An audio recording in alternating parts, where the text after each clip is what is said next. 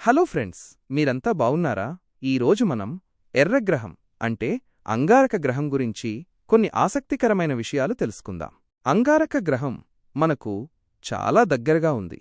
భూమికి చంద్రుడు ఎంత దగ్గరో దాదాపు అంతే దూరంలో అంగారకుడు ఉంటాడు.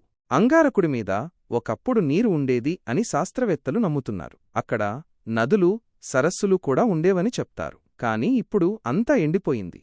అంగారకుడి మీద ఒలింపస్ మోన్స్ అనే ఒక పెద్ద పర్వతం ఉంది. ఇది ఎవరెస్ట్ పర్వతం కంటే 3 రెట్లు పెద్దది. మన సౌర వ్యవస్థలోనే ఇది అతిపెద్ద పర్వతం.